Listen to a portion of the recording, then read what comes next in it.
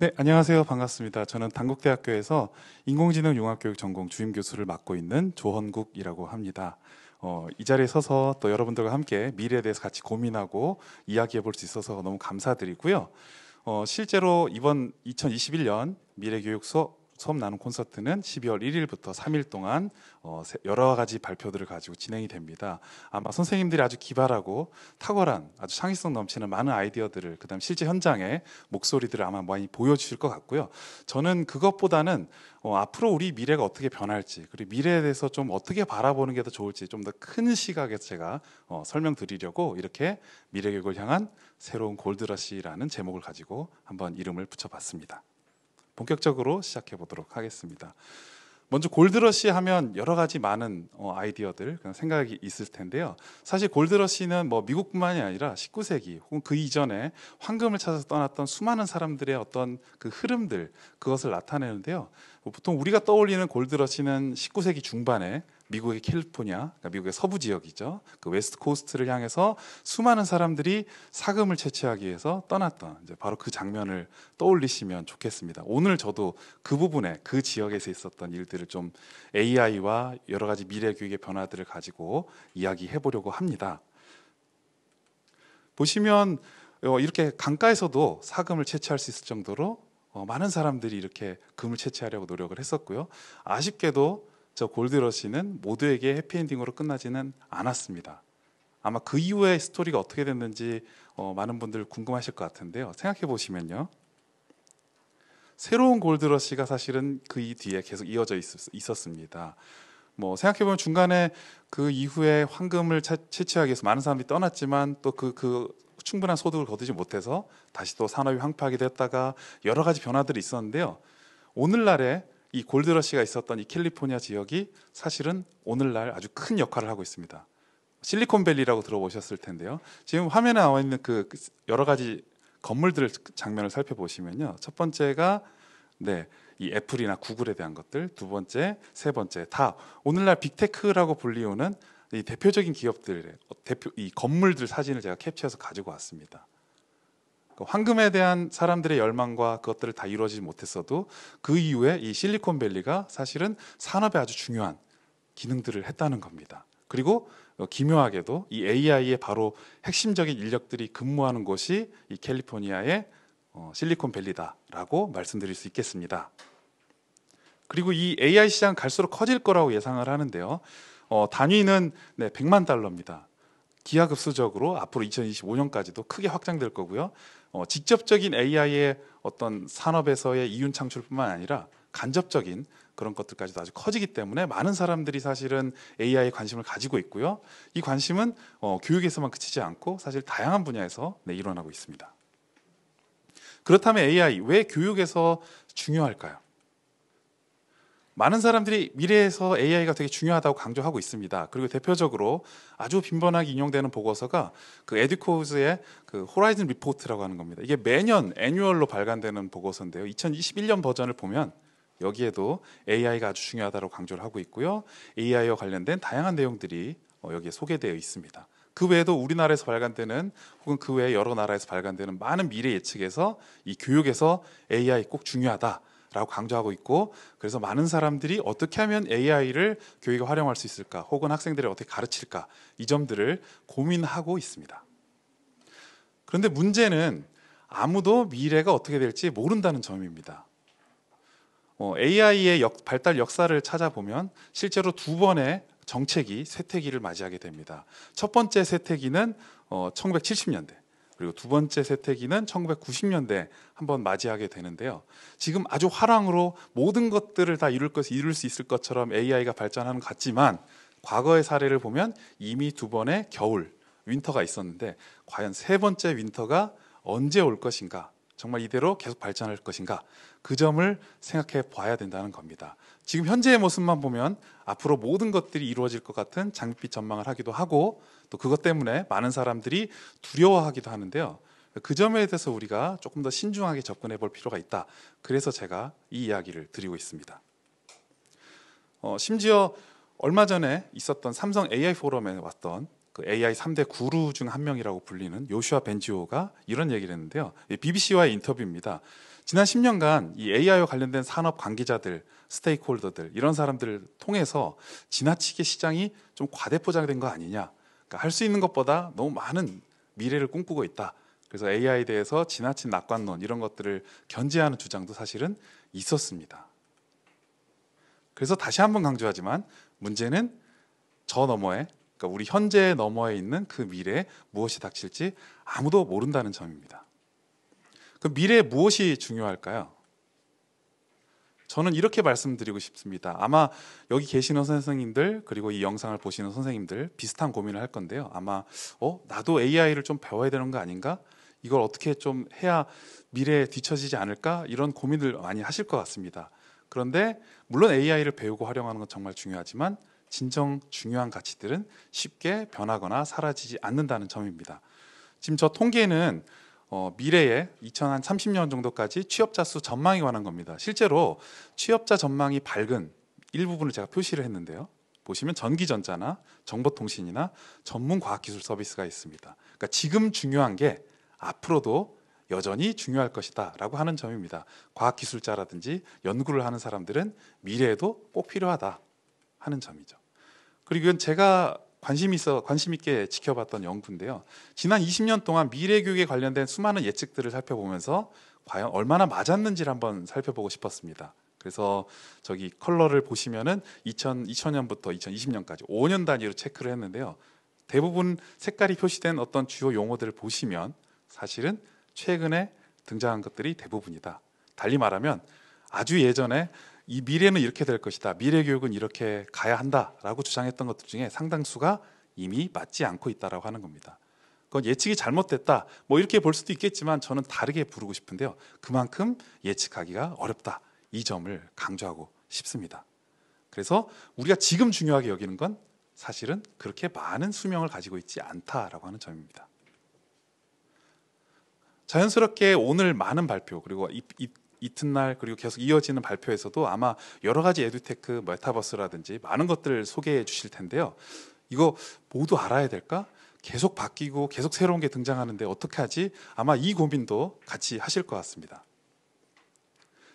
사실은 이러한 부분들은 산업에서 실제 이윤을 창출하고 경제활동을 하시는 분들도 겪는 동일한 고민입니다.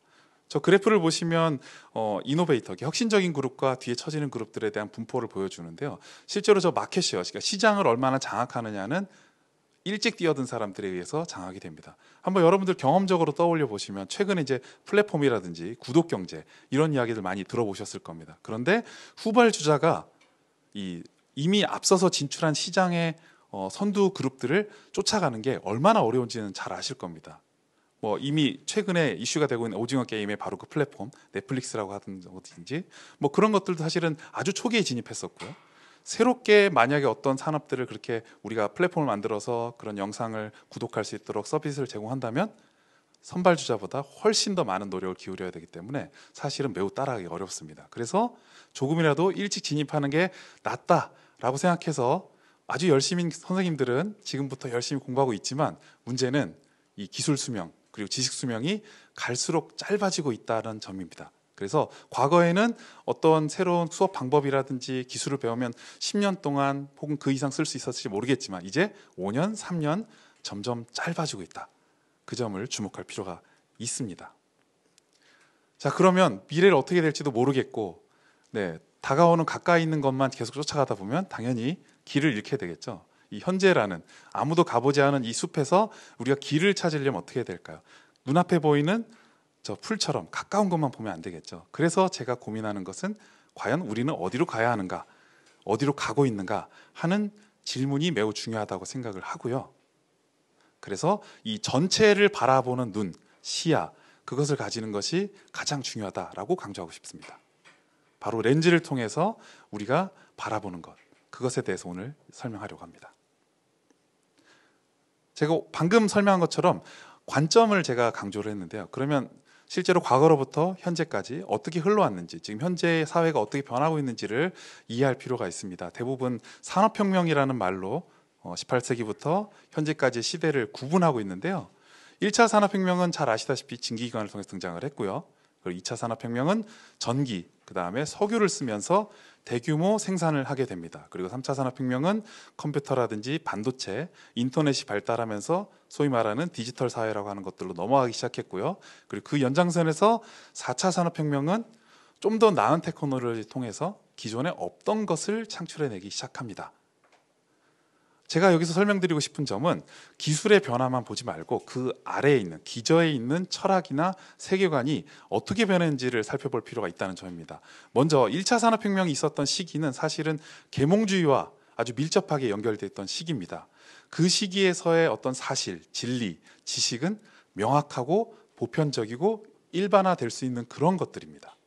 그런데 산업혁명이 그 위에 좀 더 발전하고 과학기술이 발전하면서 예를 들면 상대성 이론이라든지 양자역학 이런 것들이 등장하면서 우리가 전통적으로 절대적이고 보편적이라고 생각했던 그 과학의 어떤 모습, 진리 이런 것들이 바뀌어지게 됩니다. 그리고 그 모습들이 단지 과학에서만 일어나는 것이 아니라 예술, 사회, 문화 여러 가지 전반에 걸쳐서 다양하게 사실은 일어납니다. 그래서 기존의 어떤 보편적인 일반화된 지식, 이론을 거부하고 다른 모습으로 뛰쳐나가려고 하는 경향들이 등장하죠. 그것을 모더니즘이라고 부릅니다. 좀 더 쉽게 표현한다면 전에는 이건 정답이고 이건 정답이 아니야, 이것만 정답이야 라고 생각했다면 그 이후 2차 산업혁명의 시기대는 기존에 우리가 믿었던 그 정답이 아니야, 정답은 다른 데 있어, 그럼 어디 있지? 아직은 모르겠어 라고 쉽게 이렇게 비교해 볼 수 있을 겁니다. 그리고 3차 산업혁명은 모더니즘에 이어서 좀 더 확장된 개념으로 갑니다. 어떻게 보면 계몽주의나 실증주의 이런 것들은 명확한 정답을 추구하려고 했던 거였고요. 그런데 그 정답이 원래 생각했던 것과 아니라고 생각하는 것에서 좀 더 한 발 더 나아가서 원래 그런 게 있을까? 라고까지 생각하게 되죠. 야, 원래 정답이란 건 없어. 그렇게 생각하는 방식들, 이런 것들을 크게 포스트 모더니즘이라고 합니다. 여기서 가장 중요한 건 다양성, 상대주의, 다원주의에 대한 거죠. 그럼 4차 산업혁명은 뭐냐? 물론 포스트 모더니즘의 영향을 여전히 우리가 받고 있습니다. 거기에 추가되는 것은 이 실제와 가상 혹은 우리가 기존에 알고 있던 지식들 사이의 경계, 이런 것들이 허물어지는 시기로 점점 가고 있다는 점입니다. 그래서 포스트 모더니즘을 넘어서 포스트 휴머니즘까지 가고 있는데요. 달리 말하면 인간에 대한 개념, 정의 이것조차도 사실은 불분명해진다, 새롭게 정의돼야 된다라고 하는 흐름으로 넘어가고 있다는 점입니다. 그리고 바로 거기에 아주 중요한 역할을 하고 있는 것이 인공지능, AI라고 부르는 것입니다. 자, 다시 한번 제가 강조하지만 미래 사회의 특징은 여러 가지가 있겠지만 AI로 포장되어 있는 그 내면에 있는 경계가 허물어지는 것, 그것에 집중할 필요가 있습니다. 제가 사진 하나를 준비를 했는데요. 지금 보시면 아름답게 무지개가 보이죠? 아마 물리에 관심 있는 분들은 이게 얇음막에 의한 간섭이라는 사실을 알고 계실 겁니다. 잘 보시면 저 막에 있는 여러 가지 무늬들의 경계가 뚜렷이 보이나요? 아니죠. 어디까지가 이 경계면의 무늬인지 아닌지 확인하기가 어렵죠. 마치 미래사회 변화도 이와 같다는 겁니다. 우리가 명확하게 이거는 사람, 이거는 기계라고 했던 그런 방식조차도 다시 생각해 보아야 된다라고 주장하는 것이 바로 포스트 휴머니즘이다라고 하는 겁니다. 대표적인 게 최근에 등장하고 있는 이 가상현실이나 증강현실을 활용해서 새로운 인물을 창조해내고 있죠. 네, 여러 가지 상업 모델로서 3D로 기존의 가상의 어떤 모델들을 활용하기도 시작하고요. 그리고 로블록스, 유니티 이런 기업들로 대표되는 메타버스가 각광받고 있습니다. 자, 이게 그러면 경계를 넘어서는 것과 어떤 관련성이 있느냐? 가상 세계와 실제 세계의 경계가 점점 사라지고 있습니다. 아마 저기 있는 저 가상 모델들이 TV로 봤을 때는 저게 실제 사람인지 아닌지 굉장히 구분하기 어려우셨을 거예요. 왜 그렇게 갈까요? 이 두 개에 대한 경계를 허물고 싶고 그리고 그것을 통해서 현실에 없는 것들을 추구하기 시작한다는 점입니다. 그것이 바로 메타버스고요. 그리고 인공지능과 인간에 대한 경계 역시 점점 허물어지고 있습니다. 이 허물어지는 것을 통해서 등장하는 개념이 포스트 휴먼, 그러니까 인간 2.0 뭐 이런 식으로 부를 수 있겠죠. 그리고 또 한편으로는 생물과 생명체가 아닌 것, 그러니까 무생물과 생물 이런 것들도 사실은 경계가 점점 혼란스러워집니다. 왜냐하면 생명체가 가진 특징들을 가지고 알고리즘하거나 기술을 개발해서 집어넣기 시작한다는 점입니다. 그래서 뭐 휴머노이드라든지 이런 것들이 등장하면서 과연 이걸 생명체로 불러야 되는 아니냐.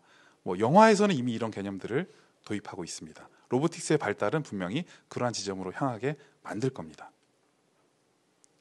자, 이 영상은 준비를 했지만 제가 재생은 하지는 않고요. 아마 여러분들 유튜브에서 BBC 딥페이크라고 검색하시면 아주 재밌는 영상 하나 발견하게 되실 겁니다. 이 영상의 주된 내용은 실제로 전혀 춤을 못 추는 어떤 나이 드신 아나운서가 실제 춤을 추는 것처럼 다 하고 나서 이게 어떻게 영상에 합성되어 있는지 어떤 예술가의 인터뷰를 통해서 보여주고 있는데요.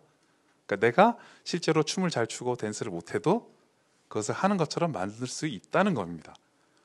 그러면 내가 화면을 통해서 다른 사람에게 전달될 때 나의 모습들을 내가 바꿀 수 있다는 거죠. 마치 화장을 하듯이. 미래에는 화장을 하는 게 아니라 이런 딥페이크를 이용해서 나의 모습을 바꿔서 보여줄 수도 있겠죠. 그렇다면 이게 과연 진짜 내 모습이냐 아니냐 이런 고민을 할 필요가 있습니다. 실제로 화장을 한 내 모습과 화장을 하지 않은 내 모습 과연 동일한 나일까요? 이런 고민들을 간단하게 해보실 수 있잖아요. 사실은 그 고민이 좀 더 확장돼서 퍼져나가는 것들이 미래 사회이다 라고 생각하시면 좋겠습니다. 넘겨주실까요? 크게 휴머니즘과 관련해서 앞으로 3가지 특징으로 요약됩니다. 첫 번째는 인간의 어떤 특정한 기능들을 향상시키는 것들. 예를 들면 수트를 통해서 체력을 기르고 그 다음에 뭐 영화 이 아이언맨 같은 거 보면 자비스라는 AI를 활용을 하죠. 그래서 좀 더 많은 연산들을 하게 하고 뭐 그런 것들을 트랜스 휴머니즘, 인간의 능력을 향상시키는 것이라고 보면 좋겠고요. 두 번째는 포스트 휴머니즘의 두 번째 갈래 중에 첫 번째인데요. 야, 우리 인간의 육체는 너무 노쇠하고 연약해. 이걸 버리자. 기계로 가자. 뭐 이렇게 생각할 수도 있겠죠. 이게 영화 채피에서 나오는 바로 그 아이디어입니다. 인간의 모든 뇌의 정보들을 그러니까 신경과학적으로 이것을 전기적 신호로 변환한 다음에 그 디지털 신호를 기계에 주입하는 거죠. 그러면 기계가 사람이 되는 겁니다. 그러니까 완벽한 재생 가능한 육체에 정신을 불어넣자. 그 정신은 기계나 여러 가지 데이터로 환원될 수 있다. 이런 관점이고요. 세 번째, 바이센테니얼맨이라는 영화를 혹시 보셨는지 모르겠지만 그 영화에서도 일부 아이디어가 나오는데요. 인간의 모습이 하나로 정의되는 게 아니고요. 그냥 인간인 사람, 인간 절반, 기계인 사람, 혹은 기계의 육체를 입은 인간의 사람, 뭐 여러 가지 모습들이 등장할 수 있다. 인간은 한 종류가 아니야. 뭐 이렇게 부르는 이런 여러 가지 형태로 나아갈 수 있다라고 현재 인공지능과 관련된 그다음에 휴머니즘 관련된 아이디어들은 주장을 하고 논의를 하고 있습니다. 자, 그러면 과연 인간의 정신을 물질이나 혹은 여러 가지 신호, 화학적 신호, 전기적 신호, 물리적 신호로 바꿀 수 있느냐 하는 점이 관심사고 어쩌면 그것이 가능하다고 믿기 때문에 현재 많은 과학기술들이 그것을 포착해서 알아내려고 노력하고 있습니다. 방금 제가 소개해드린 바로 그 영화들이고요. 아마 인간에 대한 정의, 미래 사회에 대한 정의 이런 것들이 궁금하다면 채피나 좀 오래된 영화죠. 매트릭스, 그 다음에 바이센테니얼맨 이런 영화들 보시면 아마 좋은 아이디어들을 많이 얻을 수 있을 겁니다. 자, 그러면 최근에 융합에 대한 많은 관심이 있는데요. 그럼 융합의 관점에서 미래는 어떻게 변하느냐, 그리고 현재까지 어떻게 변해왔느냐 간단하게 설명드리고 넘어가려고 하는데요. 앞서서 제가 설명드렸던 그 세계관의 관점하고 연결되어 있습니다. 1차 산업혁명 시기에 바로 그 계몽주의에 있었던 시기는 융합하면 공통된 보편적인 원리를 추구하려고 했던 겁니다.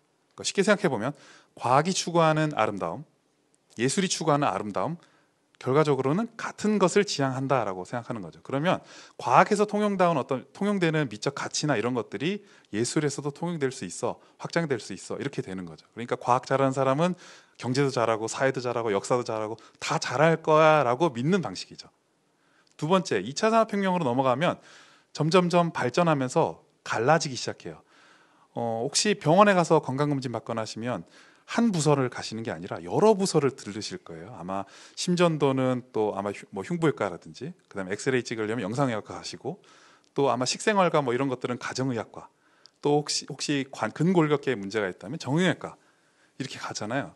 그럼 사실은 의학이라고 하는 범주에 여러 가지 세부 전공으로 나눠져 있다는 걸 알 수 있습니다. 물리학도 마찬가지입니다. 물리학에서 똑같은 걸 하는 게 아니고요. 통계물리 하는 분들, 고에너지 입자물리 하는 분들, 뭐 응집물리 여러 가지로 다 나눠져 있습니다. 그 나눠지는 시기가 언제 시작했느냐? 바로 2차 산업혁명이 터지면서 그 이후에 산업이 급속히 발전하면서 전문화, 세분화되기 시작합니다. 자, 그렇다면 이 관점에서 보면 서로 합치는 게 아니라 자기만의 전문 분야를 갖고 싶어 하겠죠. 점점 갈라지는 형태로 가게 됩니다. 3차 산업혁명은요, 포스트 모더니즘의 특징 하면 기존의 어떤 원리, 규칙 이런 것들을 타파해야 된다라고 아까 제가 간단히 설명을 드렸는데요. 그 관점에서 보면 이전 것과는 다른 것을 만들어내고 싶어 합니다. 이거 생성의 철학이라고도 부르기도 하는데요. 그래서 예를 들면 이런 거죠. 엄마와 아빠가 만나서 결혼해서 이제 아이를 낳게 됩니다. 그럼 그 아이는 엄마를 닮기도 하고 아빠를 닮기도 하죠. 그런데 절반은 정확하게 엄마, 절반은 아빠 이렇게 딱 구분해서 표시할 수 있나요? 그렇지 않죠. 이 아이는 엄마와 아빠의 유전자를 각각 절반쯤 받았지만 이 아이는 독창적인 의미를 갖습니다. 둘째, 셋째가 있는 가정도 마찬가지일 겁니다. 첫째와 둘째와 셋째는 동일한 유전자를 받지만 사실은 동일하지 않습니다. 그러니까 유니크한 존재죠. 그러니까 과거에서는 이 1차 산업혁명의 관점에서 보면 진품과 가품이 있습니다. 근데 3차 산업혁명에서 보면 가품은 그 자체로 가치를 가지게 돼요. 그래서 패러디라고 하는 새로운 장르들이 아주 유행하는데, 아주 오래된 관점에서 보면 사실 패러디는 야 이거 무슨 모방한 거 이거 되게 시시한데 이렇게 생각하지만 그 자체를 즐기게 되잖아요. 왜냐하면 복제한 것 그 자체로 자신만의 의미를 갖게 된다라고 하는 거죠. 그래서 이전 것을 합치면서 계속 새로운 걸 만들어내고 싶어하는 것이 3차 산업혁명에서의 융합입니다. 그러면 4차 산업혁명은 어디로 가는 걸까요? 차원을 바꾸는 겁니다. 그러니까 원으로 비유하자면 여러 가지 수많은 원을 각자 그린다면 이제는 이 원을 각도를 틀어서 3차원에서 새롭게 보게 된다는 점이죠. 그러니까 기존의 융합과 좀 다른 방식으로 가고 있다. 그래서 아마 과학을 잘하는 학생은 예술도 잘하고 수학도 잘해. 아마 그렇게 진짜 잘하는 학생들이 소수의 학생들이 있기는 있을 겁니다. 아마 만나시면서. 그런데 앞으로의 융합은 그게 아니다. 네, 새로운 각도로 이전에 있던 것들을 합쳐서 자기만의 영역을 만들어낼 수 있는 바로 그 학생이 융합적인 학생이다라고 부를 수 있다는 점입니다. 이렇게 해서 제가 첫 번째 특징, 미래사의 첫 번째 특징인 경계를 허무는 것에 대해서 제가 말씀을 드렸고요. 두 번째 특징은 이 연결에 관한 겁니다. 경계가 허물어지면서 자연스럽게 수많은 것들과 접점이 생기는데 그 접점을 통해서 우리는 새로운 아이디어를 만들어낼 수 있기 때문이고요. 그리고 연결주의라고 하는 새로운 용어를 하나 간단히 설명드리려고 하는데요. 연결주의 자체는 사실은 컴퓨터 사이언스에서 등장한 용어입니다. 혹시 요즘에 아마 딥러닝 얘기 많이 들어보셨을 겁니다. 딥러닝은 사실은 심층 신경망을 이용한 학습에 대한 약어로 쓰는데요. 그럼 신경망은 뭐냐? 인간의 뇌의 구조들을 생각해 보시면 되는데요. 오른쪽에 있는 사진 보시면 뭔지 잘 모르시겠죠. 저게 우리 인간의 되뇌 피질, 그러니까 껍질 부분들을 다시 재구성해서 보여준 건데요. 실제로 뇌는 6개의 계층으로 나눠져 있다고 합니다. 그 6개의 계층을 여러 가지로 가로지르고 서로 신호를 주고받는 것이 바로 뉴런이라고 부르고요. 저 뉴런의 복잡한 연결을 통해서 우리는 학습을 하고 생각을 하고 걸을 수 있고 꿈도 꿀 수 있습니다. 그럼 저렇게 수많은 네트워크 구조로 연결되어 있는 모습들을 컴퓨터 사이언스에서는 여러 가지 노드들이라고 부르는 저 작은 동그라미를 가지고 구성을 하는데요. 저 인풋이라고 써 있는 글자를 가지고 세로축으로 보시는 게 하나의 층이라고 보시면 좋겠습니다. 그러니까 지금 보시는 오른쪽 그림을 90도 회전한 것이 왼쪽이라고 생각해 보시면 될 것 같아요. 그래서 1번 계층이 인풋, 히든이라고 되어 있는 게 2번 계층, 그 다음에 아웃풋이 3번 계층, 이런 식으로 비유해서 생각해 보시면 좋겠습니다. 자, 그러면 실제로 인간은 수많은 정보들이 오지만 그 정보들을 뇌의 수많은 부분을 서로 연결을 통해서 신호를 주고받으면서 또 다른 부분을 연결하고, 그리고 결국 내가 무엇인가를 보고 있거나 듣고 있거나 혹은 행동을 하거나 혹은 판단을 하게 되죠. 이러한 모습들, 아주 복잡하고 여러 층으로 나눠져 있기 때문에 이것을 심층 신경망이라고 부릅니다.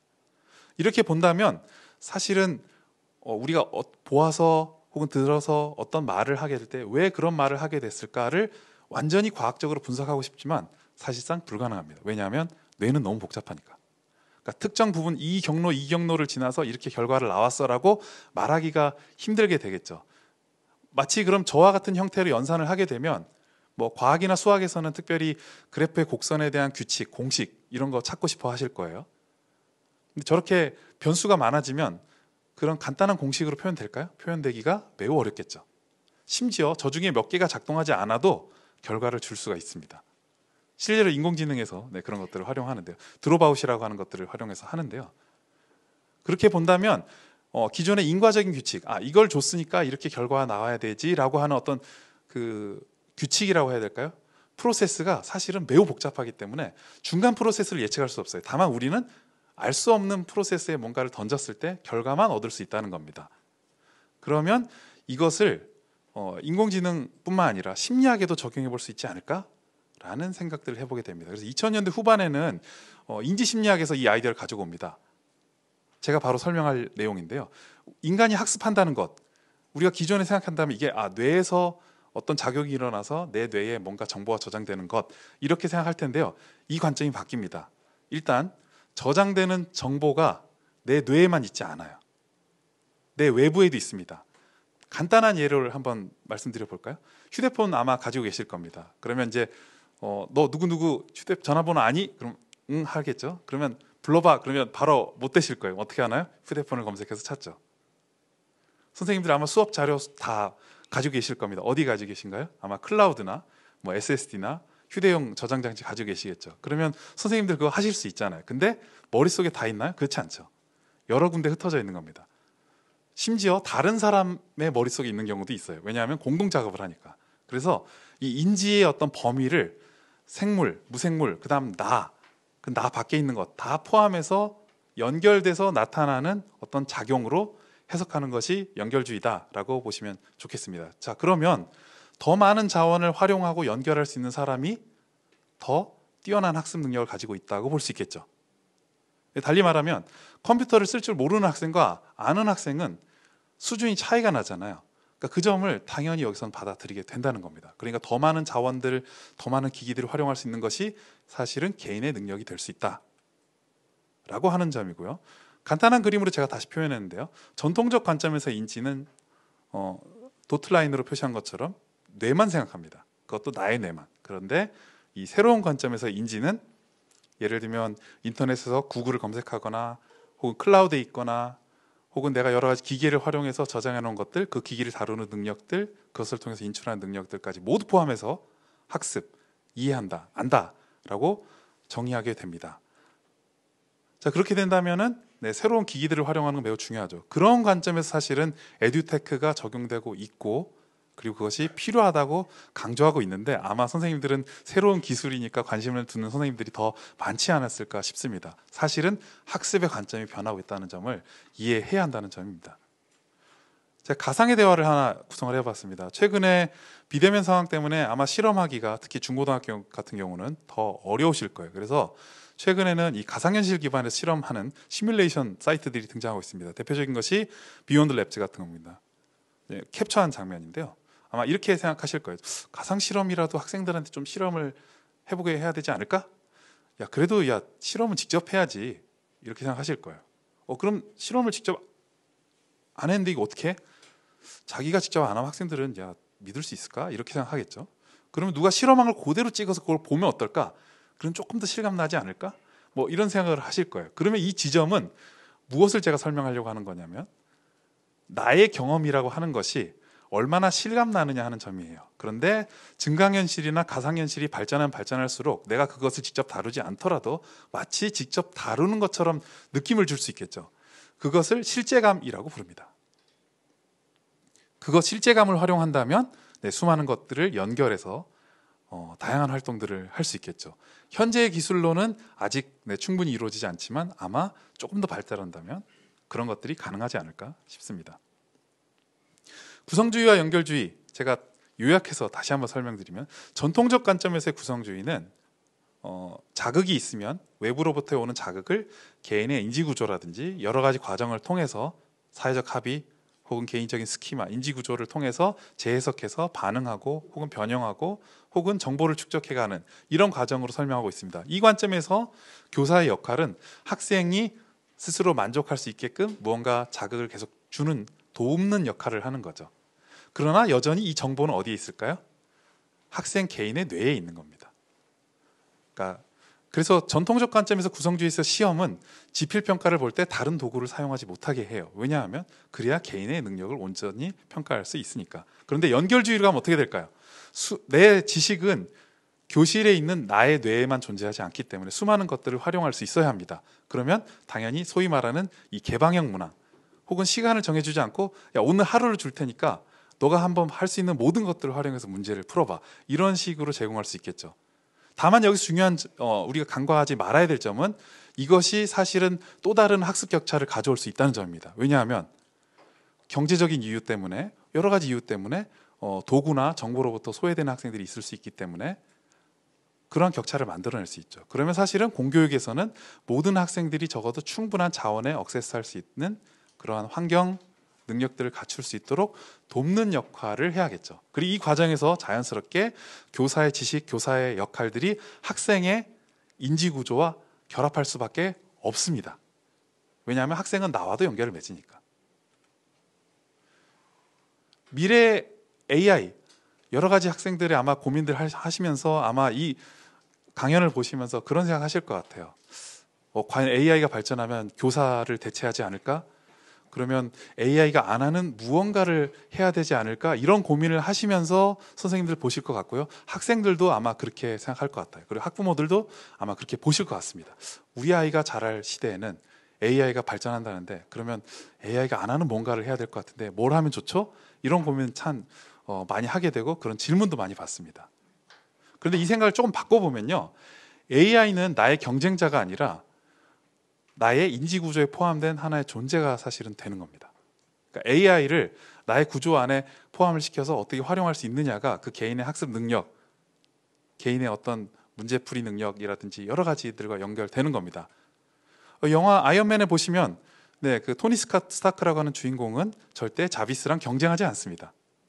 자비스를 명령을 하고 자비스와 협력을 하고 필요한 정보들을 그때그때 인출을 하죠.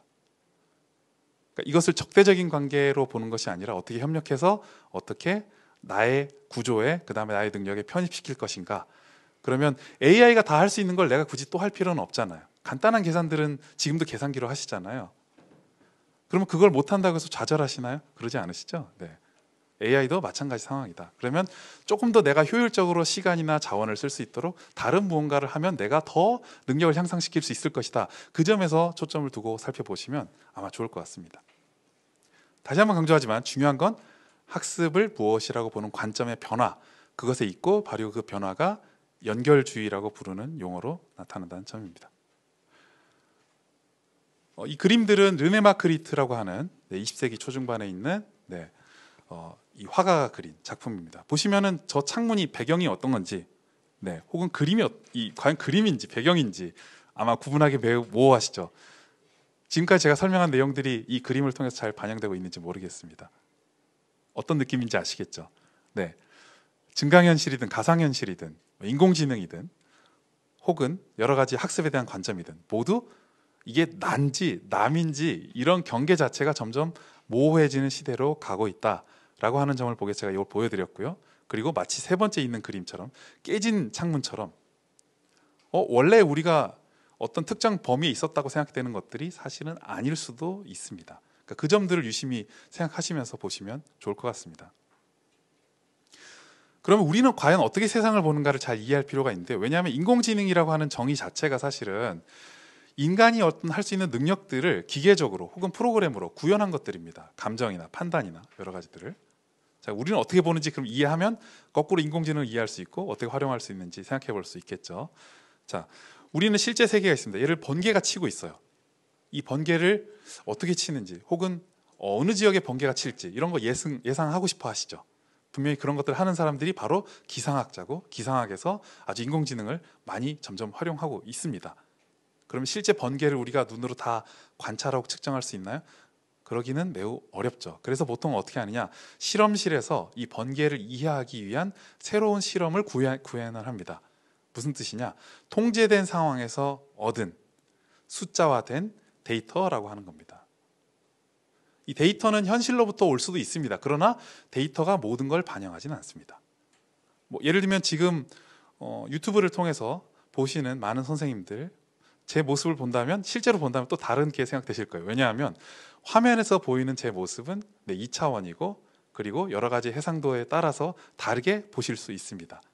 그러니까 이 시각적 정보 자체도 데이터화되는 순간 정보가 양이 질이 줄어들 수 있다는 점이죠. 그리고 과학에서는 그리고 우리가 하는 수많은 연구에서는 그걸 자연스럽게 받아들입니다. 자, 그럼 우리는 이론을 만드는데 무엇을 기초로 만드나요? 실제 현상을 가지고 만들지 않고요. 데이터를 가지고 만듭니다. 가만 생각해 보십시오. 인공지능은 무엇을 다루나요? 우리의 실제 상황을 다루는 것이 아니라 인간이 학습하고 인간이 수많은 세월 동안 축적한 바로 그 데이터를 활용합니다. 마찬가지로 과학에서도 그런 방법들을 활용을 하죠. 대표적으로 번개에 대해서 설명할 때 공기 간의 이 마찰 대전에 의해서 일어나는 어떤 전위적 차이, 이런 것들로 인해서 일어난다, 방전이다, 이렇게 설명하잖아요. 그러면 실제 번개 치는데 들어가서 그렇게 아무도 실험하지 않죠. 그렇게 실험하면 아마 모두 말릴 겁니다. 그런 방식의 실험은 17세기, 18세기 무렵에 사실 멈추고 더 이상 일어나지는 않아요. 그럼 이제 이걸 가지고 우리는 어디에 번개가 칠지 이런 것들을 예보하게 됩니다. 그 예보는 바로 모델, 이론을 가지고 하고요. 그 모델은 무엇으로부터 기초할까요? 실제 자연현상이나 실제 모습이 아니라 데이터에 기초합니다. 그리고 그것이 실제로 얼마나 예상한 대로 잘 들어맞는지는 다시 현상을 가지고 보게 되죠. 여기서 빠뜨리면 안 되는 점이 바로 실제 세계와 데이터 사이에 간극이 있다는 점입니다. 그래서 인공지능이 아무리 발달을 하더라도 결국에는 그 간극이 존재할 수 있고, 그리고 그 간극을 얼마나 좁힐 수 있느냐 하는 점은 단지 인공지능의 알고리즘에 있는 게 아니라 데이터의 퀄리티에 있습니다. 그러면 교육에서는 더 좋은 교육을 하기 위해서 우리는 인공지능만 관심을 둬야 될까요? 그렇지 않습니다. 데이터에 관심을 기울여야 하죠. 그리고 그 데이터를 잘 다루고 데이터의 질을 평가하고 데이터를 수집할 수 있는 바로 중요한 역할을 할 수 있는 사람들이 현장에 계시는, 그리고 여기 계시는 선생님들이라는 점입니다. 그래서 지나치게 AI도 좋지만 AI만 몰입할 필요가 없다는 점을 제가 이 다이어그램으로 설명하려고 했고요. 그럼 간단한 예를 한번 설명드려 보겠습니다. 자, 지금까지 예는 너무 큰 예니까 아마 이런 예들이 좀 있으면 이해하기 편하실 것 같은데요. 실제 교실에서 혹은 교육 현장에서 AI를 어떻게 활용할 수 있을까? 제가 말씀드렸지만 데이터가 중요합니다. 예를 들면 학습자에 대한 정보가 필요합니다. 이 학생이 어떤 성향이 있는지, 이 학생은 뭘 좋아하는지, 이 학생은 성격이 어떤지, 공부하는 스타일은 어떤지, 가정 환경이나 이 통근 시간, 이 거리는 얼마나 되는지 이런 것들을 아마 필요로 할 겁니다. 그리고 그걸 기초로 실제 학생들이 학습하는 동안에 이루어지는 수많은 활동들을 기록하게 돼요. 예를 들면 비대면 상황에서 학생들이 줌으로 수업할 때 이 학생이 잘 듣고 있는지 되게 답답하시죠. 그런데 실제로 이것도 기술이 조금만 활용되면 측정할 수 있는 방법들이 있습니다. 뭐냐면 이 얼굴을 페이스 레코그니션이라고 부르는데요. 얼굴을 일단은 화면 속에서 캡처를 할 수 있고요. 그 얼굴을 통해서 표정이나 시선이 어디가 있는지를 볼 수 있습니다. 가끔 이런 말씀 드려도 될지 모르겠는데 학생들이 전혀 뜬금없는 맥락에서 웃을 때가 있을 거예요. 네, 아마 그 경우는 학생이 제 수업을 듣고 이렇게 웃을 거라고 저는 생각하진 않아요. 저도 그런 광경을 경험한 적이 있는데 아마 다른 뭔가를 보고 있겠죠. 그거는 뭘 어떻게 알 수 있을까요? 시선이 어디로 향하는가, 이런 것들을 체크할 수 있겠죠. 혹은 학습하는 동안에 이 학생이 얼마나 즐거워하는지 그거를 얼굴을 통해서 나타나는 감정을 체크할 수 있겠죠. 네, 실제로 센티멘트 어널리시스라고 해서 이거를 이 페이스 레코그니션, 그러니까 얼굴을 인식해서 감정을 인식하는 것들도 현재 많이 상당한 수준 올라와 있습니다. 그러니까 그런 기술들을 활용하면 실제 줌 수업을 하고 있어도 이 학생 얼마나 나를 통해 집중하고 있는지, 그리고 또 얼마나 즐거워하고 있는지 이런 것들을 굳이 물어보지 않아도 알 수 있겠죠. 그럼 학생들이 뭔가 지루해하는 것 같아요 라고 하는 시그널이 실제로 들어온다면 선생님들 아마 바로 반응하실 수 있을 거예요. 오늘 이렇게 준비해도 안 되겠다, 바로 돌리자, 좀 더 재밌는 거, 다른 거 이렇게 하고, 아마 그렇게 충분히 대응하실 수 있을 겁니다. 그리고 학습 성과 데이터, 학습 도중에서 학생들이 얼마나 학습하고 있는지, 기존에 썼던 평가도 괜찮습니다. 그런 데이터들. 그 다음에 또 과제, 아마 과제 평가하기 되게 어려우셨을 거예요. 왜냐하면 긴 글을 다 읽어야 되니까. 좀 큰 학교들, 예를 들면 학생 1000명을 내가 수행평가를 다 읽고 평가해야 된다, 아마 못할 겁니다. 그런데 인공지능에서 텍스트 요약 기능이나 텍스트에서 의미를 파악할 수 있는 기능들을 활용한다면, 이거 자연어 처리 기술이라고 합니다. 그런 것들을 활용한다면 1000명의 학생들이라도 좀 더 쉽게 평가할 수 있겠죠. 그리고 교수자와 관련된 데이터도 중요할 수 있습니다.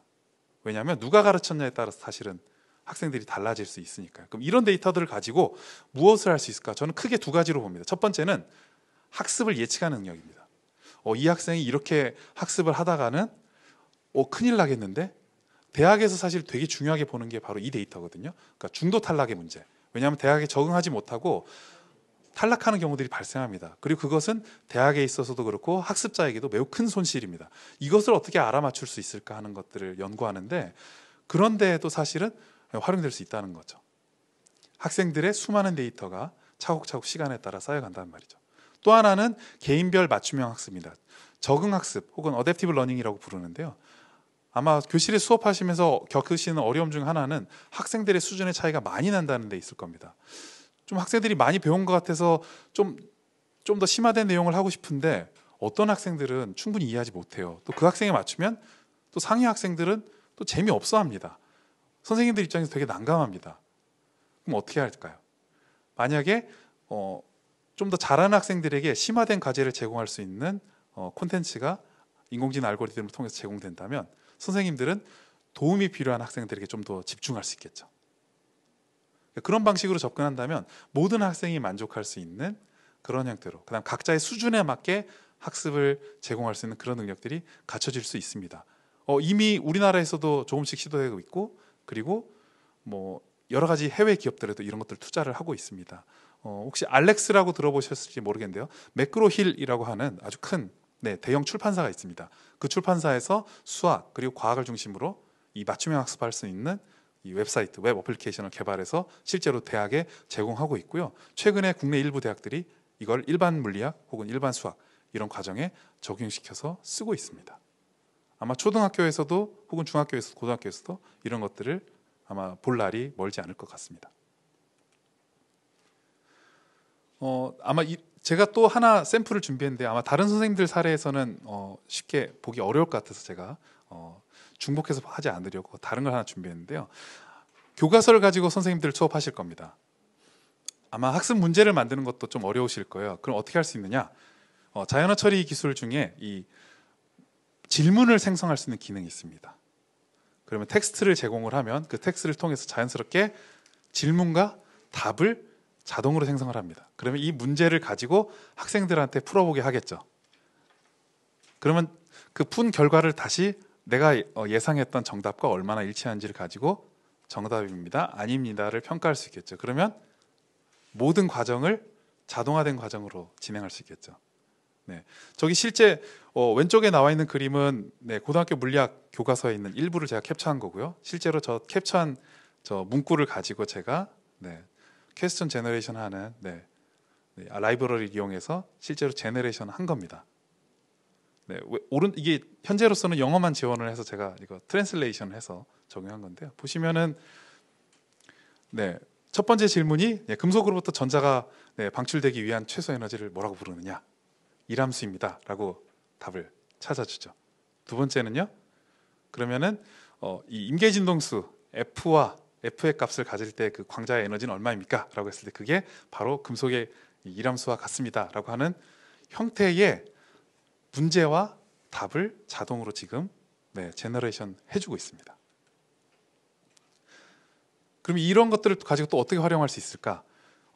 아마 특히 이제 과학이나 뭐 실과나 기술이나 이런 실험 실습이 있는 과목들에서는 여러 가지 학생들 활동을 할 겁니다. 그리고 이 활동들을 일부는 인공지능을 통해서 데이터를 가지고 수집해서 활용하게 할 수도 있죠. 아마 많은 선생님들께서도 활용하고 계시고 아마 3일간의 여러 가지 워크숍을 통해서도 소개될 예정입니다. 뭐 아두이노라든지 스크래치라든지 이런 것들을 활용해서 데이터를 수집해서 수집된 데이터를 쓸 수도 있고요. 혹은 공공 데이터들을 활용할 수도 있습니다. 그럼 그 데이터를 가지고 실제 머신러닝을 활용할 수도 있고요. 장비가 좋지 않다고 해도 가능합니다. 왜냐하면 라즈베리 파이 같이 좀 저성능의 어떤 그런 데이터들을 가지고도 사실은 실행할 수 있는 그런 라이브러리들이 개발되고 있습니다. 그게 바로 타이니ML이라고 하고요. 텐서플로우 라이트를 이용하면 됩니다. 그리고 이것들을 가지고 분석할 수도 있겠죠. 심지어 시각화하는 도구들도 개발되고 있습니다. 보이안트라고 하는 웹사이트가 있는데요. 영어 기반이긴 합니다만 한글도 됩니다.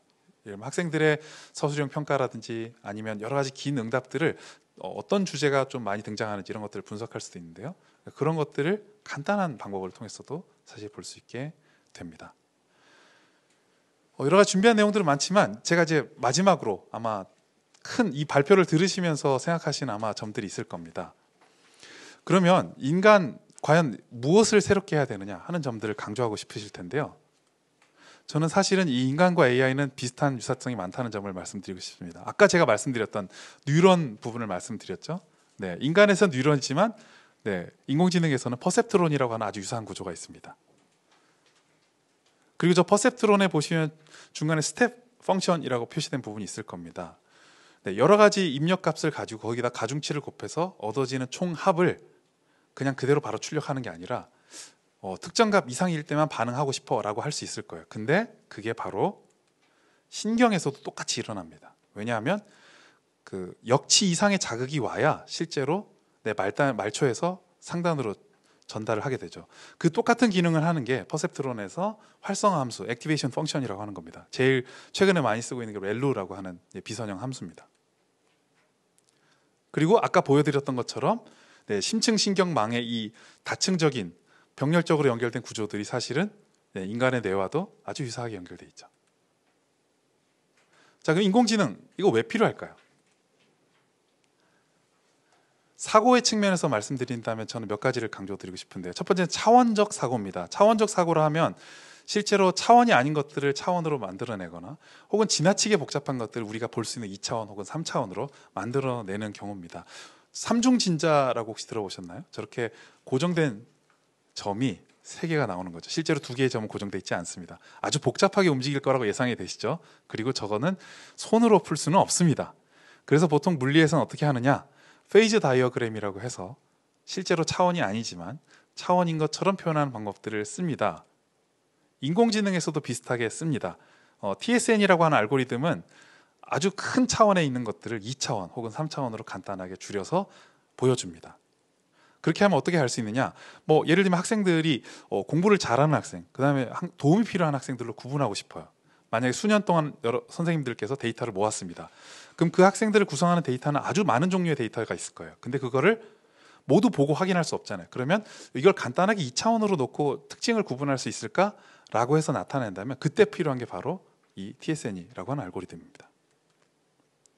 그리고 실험에서는 어떤 규칙을 찾고 싶어 하시죠. 이제 피팅이라고도 부르는데 그런 피팅을 하는 것에 있어서 아주 유용하게 쓰일 수 있는 게 머신러닝이나 딥러닝이다. 그리고 인간의 눈은 아주 높은 해상도를 가지고 있다라고 보통 부릅니다. 그런데 사실 알고 보면 중심화, 그러니까 포베아라고 부르는데요. 이 중심화 부근만 아주 해상도가 뛰어납니다. 실제로 우리가 볼 때는 아주 명확하게 보이는 것 같지만 이 양옆이 사실은 뚜렷하게 안 보이실 거예요. 뚜렷하게 보이는 이유는 고개를 사실은 돌렸기 때문이죠. 그 이야기는 뭐냐? 인간의 이 시각적 정보 자체도 사실은 필요한 부분에 집중해서 볼 수 있게끔 설계가 돼 있는데 인공지능 자체도 데이터가 많아지면 그 모든 데이터를 사실 다 다룰 수 없기 때문에 이 데이터의 사이즈를 줄여야 돼요. 그렇게 해서 활용하는 방법들이 합성곱 신경망 이론입니다. 저 오른쪽 상단에 있는 셀을 생각해 보시면요, 실제로 4x4 저 4칸 4칸짜리를 연산을 하려면 시간이 컴퓨터가 성능이 좋아도 저 개수가 늘어난다면 오래 걸리겠죠. 그러면 저거를 사이즈를 줄이면 편하겠죠. 그러면 저 4칸을 2칸 2칸으로 각각 쪼갭니다. 그리고 그 칸에서 가장 큰 값만 뽑아내는 거죠. 그러면 훨씬 작은 행렬들을 만들겠죠. 사실은 그렇게 해서 글자를 인식하고 사람 얼굴을 판단하고 번호판을 인식하는 그런 것들이 그런 기능들을 활용합니다. 그러니까 선택과 집중, 인간에서 할 수 있는 모든 기능들을 사실은 이미 구현하고 있다는 거고요. 한 가지 더 말씀드리면 아마 지금 제가 거의 한 40분 이상 말씀을 드렸지만 앞에 맨 처음 말씀드렸던 것들이 기억이 가물가물하실 수도 있을 것 같습니다. 네, 자연스럽습니다. 왜냐하면 인간은 까먹는 기능이 들어가 있거든요. 그래서 고통스러운 기억도 같이 까먹게 됩니다. 그 인간의 어떤 망각이라고 하는 그런 기능들을 사실은 교묘하게 포함하고 있는 게 저 바로 장단기 기억 알고리즘입니다. LSTM이라고 부르는데요. 저 특징적으로 보시면 상단에 forget gate라고 혹시 보이시나요? 망각하는 게이트가 들어가 있습니다. 그러니까 모든 정보를 다 보관하지 않는 거예요. 예를 들면 너무 가중치가 떨어져요. 그럼 어느 순간 야 이거 꼭 기억할 필요가 있겠어? 예를 들면 장문의 한 3장짜리 편지를 읽었는데 맨 앞에 읽었던 내용이 별로 중요하지 않을 수 있잖아요. 그러면 기억에서 지워버리죠. 컴퓨터에서도 인공지능에서도 동일한 기능들을 가지고 씁니다. 특히 이제 시계열 데이터를 이용할 때 이런 방법들을 종종 쓰곤 합니다. 그 인공지능은 모든 걸 과연 대신할 수 있을까요?